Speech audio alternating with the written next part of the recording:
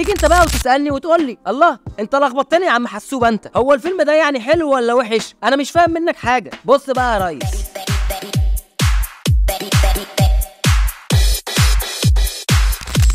حبيب قلبي عامل ايه؟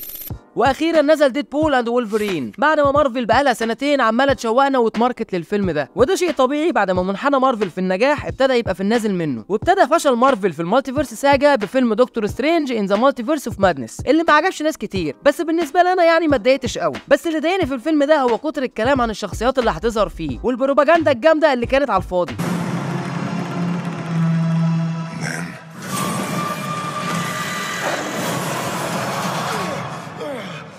بعديها بينزل فيلم ثور لاف اند ثاندر، وهنا كان الفشل الحقيقي لمارفل، وده بيرجع لمخرج افلام ثور تايكا واتيتي اللي اخذ الجزء الرابع لثور للاكستريم بوينت في التفاهه والهزار والعبث.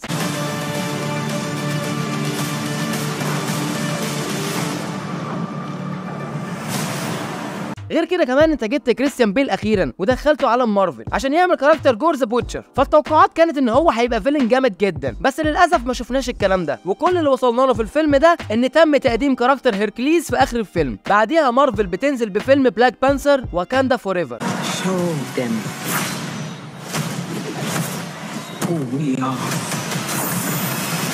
والفيلم ده طبعا هو من اجمد افلام مارفل من بعد اند جيم، فقشطه كده مارفل اهي بتصالحك وبتقول لك فيلم جامد اهو، وعشان كده مارفل قلبها جمد ونزلت لك بفيلم انت مان اند واسب كوانتم مانيا.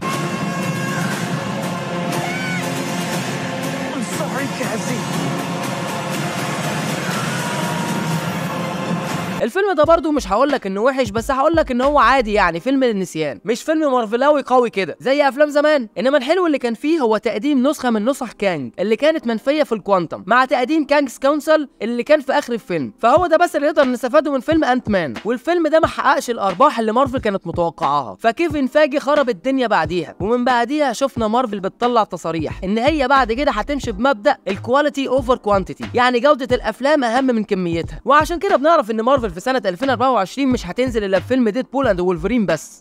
بس صح ايوه بس. ومن اول تسريب لصوره وولفرين وديدبول ومارفل بنت خطتها للتسويق للفيلم ده، وهاتك يا حلب للحته اللي اتسربت دي في كل الاعلانات والتي في سبوتس اللي نزلت، اللي بالمناسبه كانت اعلانات كتير قوي. بس يا سيدي واخيرا جه اليوم اللي مارفل نزلت فيه الفيلم، وبيتم تقديم ديدبول على ان هو مخلص عالم مارفل، وان هو اللي هيرجع امجاد مارفل من جديد، عشان اخيرا ديدبول هيدخل عالم الام سي يو. Marvel Jesus.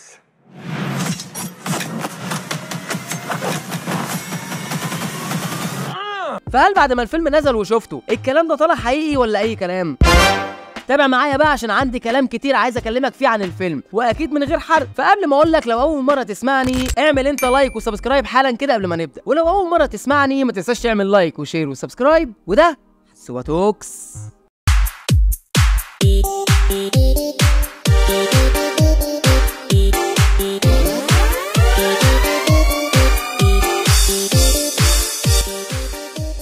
زي ما قلت لك من شويه ان الفيلم ده هو اضخم فيلم في عالم مارفل في الوقت الحالي، لان ده المفروض ختام ثلاثيه ديدبول واول فيلم لديدبول في الام سي يو. غير كده كمان الفيلم ده مش بتاع ديدبول لوحده، انما مارفل جابت هيو جاكمان ذا اونلي وولفرين ورجعته تاني بعد ما ارك الكاركتر كان انتهى بفيلم لوجان، بس قشطه يعني اللي في الفيلم ده يعتبر فاريانت ومالوش علاقه بلوجان بتاع عالم فوكس. وفعلا الفيلم نفسه اكد لك كده ان لحظه موت لوجان هي لحظه ايكونيك لن تمس. الفيلم بقى طبعا احب اقول لك ان هو ماشي على نفس نهج الاجزاء اللي فاتت، انك بتشوف ديدبول في الاول في مشهد معين، وبيفضل ديدبول بنفسه هو يسرد لك احنا وصلنا للمشهد ده ازاي. وعشان كده افلام ديدبول بتبقى غريبه، عشان بيديك الحبكه او المشكله كلها في الاول في صيغه فلاش باك، وبنفضل طول احداث الفيلم نحل في المشكله اللي اتسردت في الاول. حبكه فيلمنا هنا او المشكله اللي باني عليها الفيلم كله كانت ضعيفه جدا بشكل مستفز ومش مفهومه كمان، ومش عارف هم اصلا ايه اللي خلاهم يبنوا الفيلم كله على الحبكه العجيبه دي. والحبكه هنا هي علاقه ديدبول بولفرين، او ايه اصلا اللي هيخليهم يتقابلوا. حاجه تضايق بصراحه قوي ان مارفل بنت قصتها كلها على حوار مش حلو. Trust me, kid, I'm no hero. This Wolverine let down his entire world. Well, my entire world needs you. Shake on it. انترو الفيلم بقى بصراحه من اجمد التقديمات في عالم مارفل، وبتبين ان ديدبول او رايان رينولدز قد ايه كان سعيد بالفيلم ده، وقد ايه هو مبسوط بدخول ديدبول عالم مارفل. بعديها زي ما قلت لك بنشوف حبكه الفيلم في شكل فلاش باك كعاده افلام ديدبول يعني، وبيسرد لك مشكله الفيلم، وده بيبقى التلت الاول معانا اللي بالمناسبه كان حلو وممتع فيما عدا ربطه وولفرين بديدبول. وانا بتفرج على التلت الاولاني ده حسيت كده اللي هو ايه، اوبا لما البدايه كده امال قدام في ايه، وقلت لنفسي ان احنا داخلين على فيلم فان سيرفيس من العيار التقيل زي نو واي هوم كده، لحد لما بنوصل للتلت التاني من الفيلم. وهنا بتقابلني مشكله كبيره، اني عمال اتفرج وحاسس ان في حاجه غلط. الهزار والتفاهه بتاع ديدبول كانت اكستريم في كل حاجه، وانا من هنا بصراحه مش عارف هو مخرج الفيلم او كتاب الفيلم كانوا بيكتبوا ايه بالظبط. اللي عايز اقوله لك ان ما كانش فيه كتابه اصلا. انا طول الفيلم عمال استغرب اقول ايه ده، هو ايه اللي انا شايفه ده وايه اللي انا بسمعه ده. الفكره ان ديدبول اصلا شخصيه هزليه وكلنا عارفين كده، انما في الفيلم هنا الشخصيه كانت هزليه بطريقه اوفر بزياده. انت عارف ان كان في مشهد في الفيلم وولفرين كان بيكلم ديدبول واداله كلام غبي جدا، اللي هو لو حد كان سمع الكلام ده اصلا كان هيعيط. انا ساعتها ما كنتش فاهم هو المشهد ده ضحك ولا بجد من كتر الهزليه اللي انا شايفها قدامي. ومش انا لوحدي على فكره، ده اغلب الناس اللي كانت موجوده في السينما. وخلي بالك انا دخلت الفيلم في البريمير واول يوم نزل فيه، يعني كل اللي كانوا موجودين في السينما هم اصلا مارفل جيكس اللي كانوا مش فاهمين زي كده، اللي هو ايه ده، احنا نضحك ولا الكلام ده بجد ولا ايه. واجمد حاجه في التلت التاني ده هو الفايتات اللي كانت معموله حلوه جدا وكانت دمويه اكيد زي بقيه الاجزاء.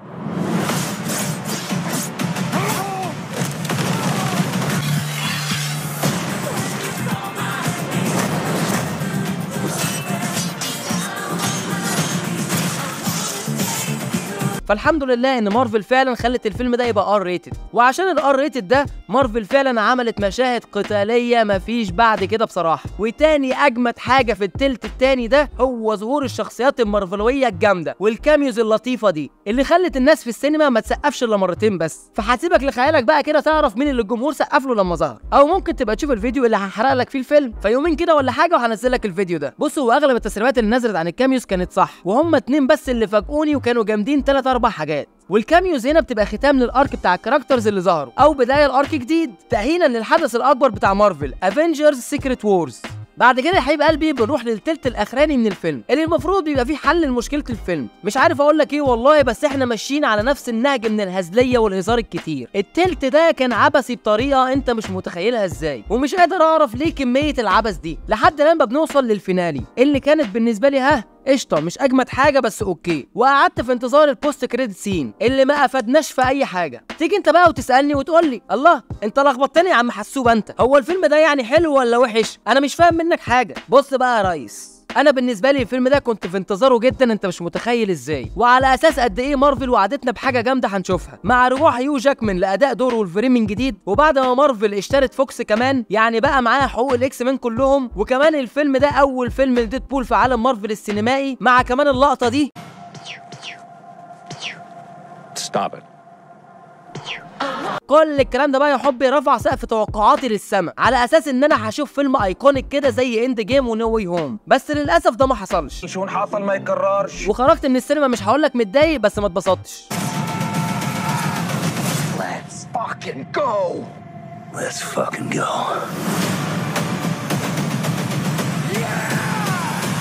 الفيلم في الاول زي ما قلت لك كده حسيته فان سيرفيس، انما ما طلعش كده بس، طلع فان سيرفيس بافوره ملهاش لازمه. انت كنت عايز تعمل فيلم فيه كل حاجه، الفان سيرفيس والفايتات الدمويه والكوميديا وظهور شخصيات مارفلويه تانيين عايز تديهم وقت مقبول على السكرين، وعايز تعمل قصه جامده وتربط كل القصص ببعض. كل ده في الاخر طلع لنا عبث كتير من هنا لبكره. فاللي عايز اقوله لك ان الفيلم مش بالسوء اللي انت متخيله ده، فكانبساط انت هتنبسط، وكضحك انت هتضحك من هنا لبكره فعلا. انا كان في وقت في السينما ما كنتش قادر ابطل ضحك، وكمشاهد اكشن وضرب فكانوا معمولين على اكمل وجه، فيما عدا مشهد واحد كده السي جي اي كان زي الزفت. المهم ان الفيلم ده انا مش هدخله سينما تاني، مع اني من محبين افلام مارفل وبدخل الافلام بتاعتها اكتر من مره، انما المره دي مش هيحصل. المهم ان انا مش بقول لك ما تدخلش الفيلم، لا روح وادخل الفيلم، وانا بقول لك انك هتتبسط، بس ما تعليش سقف توقعاتك قوي. ولو مش ناوي تشوف الفيلم في السينما ابقى شوف الفيديو بتاعي اللي هحرق لك فيه الفيلم يومين كده زي ما قلت لك، وهتلاقيه نازل، ما تخوتناش بقى. فالفيلم ده لو اعتبرناه فيلم كوميدي اكشن فياخد معايا 10 من 10 مستريح، انما كفيلم تقيل وفيلم مارفلاوي جامد كنت فاكره ايكونيك ياخد معايا للاسف 6 من 10. هو فين الفيلم بجد؟ هو فين القصه؟ هو فين الحبكه؟ هو فين البوست كريدت سين؟